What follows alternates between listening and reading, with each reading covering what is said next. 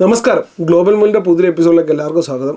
UK-ലെത്തുന്ന ഒരു നല്ല വിഭാഗം ആളുകളും മലയാളികളും പ്രത്യേകിച്ചും ഇപ്പോൾ അനുഭവിക്കുന്ന ഒരു പ്രശ്നമാണ് ക്രെഡിറ്റ് കാർഡിൻ്റെ കടക്കണിയിൽ അകപ്പെട്ടിട്ട് തിരിച്ച് കാശ് അടയ്ക്കാൻ പറ്റാത്ത വലിയൊരു ക്രെഡിറ്റ് ട്രാപ്പിനകത്ത് അകപ്പെട്ടു പോകുന്ന സിറ്റുവേഷൻ.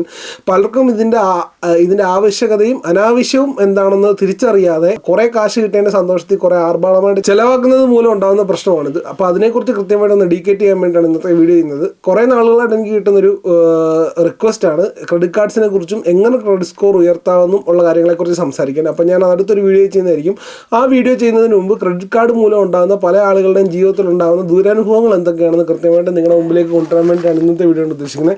വീഡിയോയിലേക്ക് എല്ലാവർക്കും സ്വാഗതം. ഇന്ന് ക്രെഡിറ്റ് കാർഡിൻ്റെ ദൂഷ്യവശങ്ങളും മലയാളികൾ അനുഭവിക്കുന്ന എല്ലാ ആളുകളും അനുഭവിക്കുന്ന പ്രശ്നമാണെങ്കിലും പ്രത്യേകിച്ച് മലയാളികൾ പ്രത്യേകിച്ച് അനുഭവിക്കുന്ന പ്രശ്നങ്ങൾ എന്താണെന്നും കൃത്യമായിട്ട് ഇന്നത്തെ വീഡിയോയിൽ വിശകലനം ചെയ്യും. വീഡിയോ സ്റ്റാർട്ട് ചെയ്തതിന് മുമ്പ് വളരെ ചെറിയ റിക്വസ്റ്റ് ചെയ്യാനുള്ളൂ.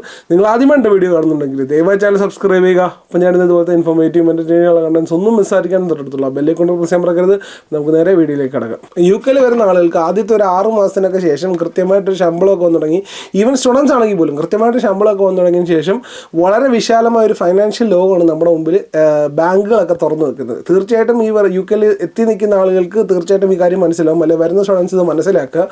വന്ന് കുറച്ച് നാളിനകം തന്നെ വളരെ പ്രലോഭിപ്പിക്കുന്ന കാശ് ഓഫറുകളുമായിട്ട് ബാങ്കുകൾ വരും. അതായത് നിങ്ങൾക്ക് ഓവർ ഡ്രാഫ്റ്റ് തരാം, നിങ്ങൾക്ക് പേഴ്സണൽ ലോൺസ് തരാം, നിങ്ങൾക്ക് ക്രെഡിറ്റ് കാർഡ്സ് തരാം, അത് നിങ്ങൾക്ക് ബാങ്കിലോട്ട് ക്രെഡിറ്റ് കാർഡ്സിൽ നിന്ന് തന്നെ നിങ്ങൾക്ക് അക്കൗണ്ട് ട്രാൻസ്ഫർ വരെ ചെയ്യാം എന്നൊക്കെയുള്ള പല ഓഫറുകളുമായിട്ട് പല കമ്പനികളും വരും. പ്രത്യേകിച്ചും ഓൺലൈൻ കമ്പനീസാണ് കൂടുതലും വരുന്നത്. അല്ലെ നമ്മൾ തന്നെ നമ്മുടെ ക്രെഡിറ്റ് സ്കോർ ഉയർത്തുന്നതിൻ്റെ ആവശ്യകത ഉള്ളതുകൊണ്ട് തന്നെ ക്രെഡിറ്റ് കാർഡ് അന്വേഷിച്ച് പോകാറുണ്ട്.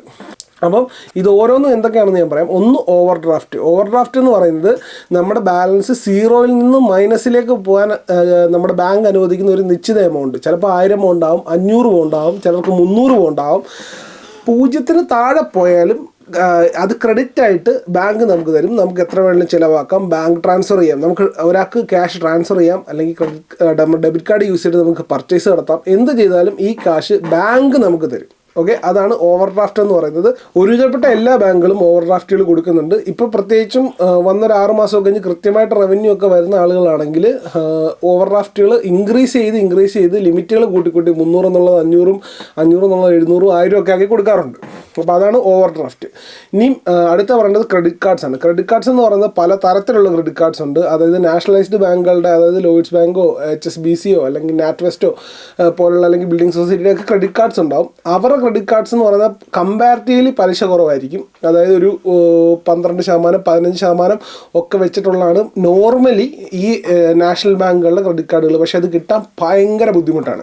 അതായത് നല്ല ക്രെഡിറ്റ് സ്കോറും നല്ല രീതിയിലുള്ള ഇൻകം, അതായത് നമ്മുടെ ആ ഒരു ബോറോയിങ് സിസ്റ്റം പ്രോപ്പറായിട്ട് നടക്കുന്നുണ്ടെങ്കിൽ, അതായത് നമ്മുടെ അക്കൗണ്ടിൽ വരുന്ന കാശ് നമ്മൾ കൃത്യമായിട്ടാണ് വിനിയോഗിക്കുന്നത് എന്നുള്ള രീതിയിലുള്ള കൃത്യമായ അനാലിസിസ് ഒക്കെ നടത്തിയതിന് ശേഷം മാത്രമേ ക്രെഡിറ്റ് കാർഡ്സ് കിട്ടത്തുള്ളൂ. പക്ഷേ കിട്ടാൻ എളുപ്പമുള്ള ക്രെഡിറ്റ് കാർഡുകൾ, അതായത് നമ്മുടെ ക്രെഡിറ്റ് റെഫറൻസ് ഏജൻസികളായിട്ടുള്ള പല ഏജൻസികളുണ്ട്.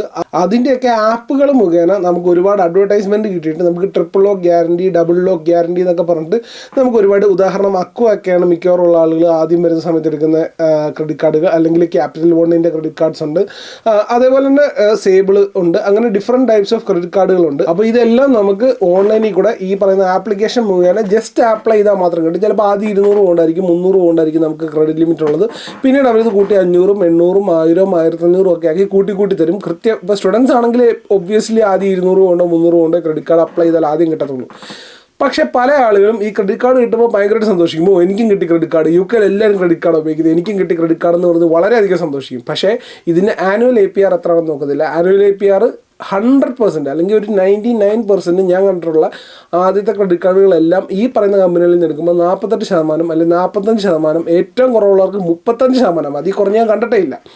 അത്രയും ഹൈ % ഓഫ് ഇൻട്രസ്റ്റ് ആണ് ഈ ക്രെഡിറ്റ് കാർഡുകൾ ആദ്യമായിട്ട് വരുന്ന സ്റ്റുഡൻസിനെ എടുക്കുകയോ അല്ലെങ്കിൽ ഒരു 6 മാസത്തിനുള്ളിൽ അപ്ലൈ ചെയ്യുന്ന നാഷണൽ ബാങ്കുകളിൽ നല്ലത് അപ്ലൈ ചെയ്യുന്ന ആളുകൾക്കോ ഓൺ ആൻ ആവറേജ് കിട്ടുന്ന ഒരു പലിശയുടെ % എന്ന് പറയുന്നത്. അപ്പം അത് എത്രത്തോളം ഭീകരമാണെന്ന് നമ്മൾ ഈ കാശ് അടയ്ക്കാതിരിക്കുമ്പോൾ മാത്രമേ നമ്മൾ മനസ്സിലാക്കത്തുള്ളൂ. അതായത് ഇരട്ടി കാശ്, ഇപ്പം 300 പൗണ്ട് എടുത്താൽ അതിൻ്റെ ഒരു 49%, അല്ലെങ്കിൽ ഒരു ആവറേജ് കണക്കൂട്ടാൻ എളുപ്പത്തിന് 50% ആണ് നമ്മുടെ പലിശയെങ്കിൽ 500 പൗണ്ട് എടുത്താൽ വർഷം 250 പൗണ്ട് നമ്മൾ പലിശ മാത്രം തിരിച്ചു കൊടുക്കണം. 1000 പൗണ്ട് എടുത്താലോ വർഷം 500 പൗണ്ട് നമ്മൾ പലിശയായിട്ട് തിരിച്ചു കൊടുക്കണം. ഇങ്ങനെയാണ് ബേസിക്കലി ക്രെഡിറ്റ് കാർഡ് കമ്പനികളെല്ലാം കാശുണ്ടാക്കുന്നത്. പക്ഷേ അതിനകത്തെ പ്രശ്നം വരുന്നതെന്ന് പറഞ്ഞാൽ ഇതിൻ്റെ കൃത്യമായ വർക്കിംഗ് അറിയാതെ എടുത്ത് വെച്ച് ചിലവാക്കുമ്പോഴാണ്. ഞാൻ അടുത്തൊരു ടൈപ്പ് ക്രെഡിറ്റ് ഏതാണെന്നുകൂടെ പറഞ്ഞിട്ട് ഓരോന്നിൻ്റെയും ദൂഷ്യവശങ്ങളെക്കുറിച്ച് ഞാൻ പറയാം. അടുത്ത് വരുന്ന പേഴ്സണൽ ലോൺസ് ആണ്. അതായത് ബോറോയിങ് എന്ന് പറയും. അത് നമ്മളെ എല്ലാ ബാങ്കുകളും ഇപ്പം നമ്മളൊരു ക്രെഡിറ്റ് കാർഡ് എടുത്തെന്ന് വെച്ചോ, ആ ക്രെഡിറ്റ് കമ്പനി പെട്ടെന്നൊരു സുപ്രഭാതത്തിൽ നമുക്ക് അവർ ആപ്പ് ത്രൂ നോട്ടിഫിക്കേഷൻ തരും, നിങ്ങൾക്ക് 2000 പൗണ്ട് അല്ലെങ്കിൽ 4000 പൗണ്ട് നിങ്ങൾക്ക് ലോൺ അനുവദിച്ചിരിക്കുന്നു, പേഴ്സണൽ ലോൺ. നിങ്ങൾക്ക് ഇഷ്ടമുള്ളപ്പോൾ എടുക്കാം, ഇഷ്ടമുള്ള പോലെ ഉപയോഗിക്കാം. പക്ഷേ അതിൻ്റെയും പലിശ വരുന്നത് ഈ 45% അല്ലെങ്കിൽ 40% അങ്ങനെയൊക്കെ ആയിരിക്കും. അപ്പം പല ആളുകളും ആദ്യം ഈ ശതമാനം കാണുമ്പോൾ ഒന്ന് ടെൻഷൻ അടിക്കും, ഓക്കെ ഇത് ഭയങ്കര വിഷയമാണല്ലോ. അപ്പോൾ 40% വെച്ച് നമുക്കൊന്ന് ആവറേജ് കാൽക്കുലേറ്റ് ചെയ്ത് നോക്കിയാൽ 1000 പൗണ്ട് നമ്മൾ ഈ ഇതെടുത്തു, ലോൺ എടുത്തു അല്ലെങ്കിൽ ക്രെഡിറ്റ് കാർഡിൽ നിന്ന് എടുത്തു, വർഷം പലിശ വരുന്നത് 400 പൗണ്ടാണ്.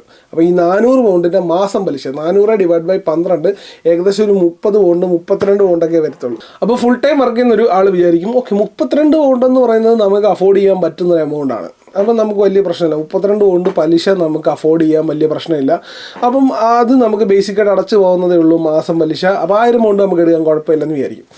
അങ്ങനെ ഓരോന്ന് സ്പെൻഡ് ചെയ്ത് അവസാനം ഒരു 100-150-200 പൗണ്ടൊക്കെ ഉണ്ടെങ്കിൽ മാത്രമേ ഇതിൻ്റെ പലിശ മാത്രം നമുക്ക് മുന്നോട്ട് നീക്കാൻ പറ്റത്തുള്ളൂ എന്നുള്ള ഒരു രീതിയിലേക്ക് ഈ ക്രെഡിറ്റ് എടുത്ത് പോകും. അപ്പോൾ നമ്മൾ മനസ്സിലാക്കേണ്ട ഒരു കാര്യം, ഈ ക്രെഡിറ്റ് കാർഡിൽ നിന്ന് വരുന്ന കാശും ഓവർ ഡ്രാഫ്റ്റിൽ നിന്ന് വരുന്ന കാശും അതേപോലെ പേഴ്സണൽ ലോൺസിൽ നിന്ന് വരുന്ന കാശും അത് ക്രെഡിറ്റാണ്.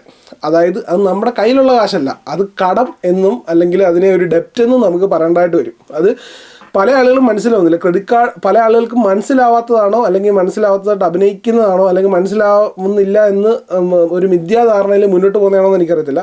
നമ്മൾ പലരും ഡയമണ്ട് നെക്ലസ് എന്ന് പറഞ്ഞ മൂവി കണ്ടിട്ടുണ്ടാകും. അതിനകത്ത് ഫഹദ് ഫാസിൽ ഉണ്ടാകുന്ന അതേ സിറ്റുവേഷൻ, അതായത് ഒരു മായാലോകത്ത് ജീവിക്കുകയാണ്. അതായത് ആഡംബരം മാത്രം. അതായത് UK വരുന്ന ഒരുവിധപ്പെട്ട നല്ലൊരു ശതമാനം മലയാളികളുടെയും കണ്ടിട്ടുള്ള ട്രെൻഡ്, ആദ്യം വരുമ്പം ലോൺ അടയ്ക്കണം എന്നുള്ള ആഗ്രഹമൊക്കെ ആയിട്ട് UK വന്നതിന് ശേഷം ഇവിടെ വന്നു കഴിഞ്ഞിട്ട് ലോൺ അടയ്ക്കണം എന്നുള്ള ചിന്താഗതിയൊക്കെ മാറ്റിയിട്ട് എങ്ങനെയെങ്കിലും പോസ്റ്റ് ലൈഫ് ആയിട്ട് ജീവിക്കണം. അതായത് നല്ല ജോർഡൻ്റെ ഷൂസ് എടുക്കണം, അല്ലെങ്കിൽ നോർത്ത് ഫേസിൻ്റെ ജാക്കറ്റ് എടുക്കണം, അല്ലെങ്കിൽ അങ്ങനെ ബ്രാൻഡഡ് ആയിട്ടുള്ള സാധനങ്ങൾ, എല്ലാ സാധനങ്ങളും ബ്രാൻഡഡ് ആയിട്ടുള്ള സാധനങ്ങൾ യൂസ് ചെയ്യണം, ഏറ്റവും ടോപ്പ് മോഡൽ ഫോൺ മേടിക്കണം, ടോപ്പ് മോഡൽ ഐപാഡ് വാങ്ങിക്കണം, മാക്ബുക്ക് വാങ്ങിക്കണം, അങ്ങനെ എല്ലാം ലക്ഷറി ആയിട്ടുള്ള, അതായത് ഒരു കോടീശ്വരന്മാരായിട്ട് ജീവിക്കുന്ന ആളുകളുടെ സ്വപ്നങ്ങൾ കണ്ടു കൊടുക്കും. സ്വപ്നങ്ങൾ കാണുന്നത് തെറ്റില്ല, സ്വപ്നങ്ങൾ കണ്ടാൽ മാത്രമേ നമുക്ക് നല്ല രീതിയിൽ ജീവിക്കാൻ പറ്റത്തുള്ളൂ. പക്ഷെ നമ്മൾ തിരിച്ചറിയേണ്ട ഒരു കാര്യം, നമ്മുടെ വരവും ചെലവും ഒരുപോലെയാണോ പോകുന്നത് എന്നുള്ള കൃത്യമായ ധാരണ നമുക്കുണ്ടാവണം. അല്ലെങ്കിൽ പറ്റുന്ന പ്രശ്നം എന്ന് പറഞ്ഞാൽ, ഉദാഹരണം നമുക്കൊരു 1000 പൗണ്ട് നമുക്ക് വരവുണ്ട്, നമുക്കൊരു 500 പൗണ്ട് റെൻ്റ് ഉണ്ട്, പിന്നെ അല്ലാതെ മറ്റ് ചിലവുകൾ, ഇപ്പോൾ വണ്ടിയുള്ളവരാതെ ഇൻഷുറൻസും അത് എല്ലാം കൂടെ കൂട്ടിയിട്ട്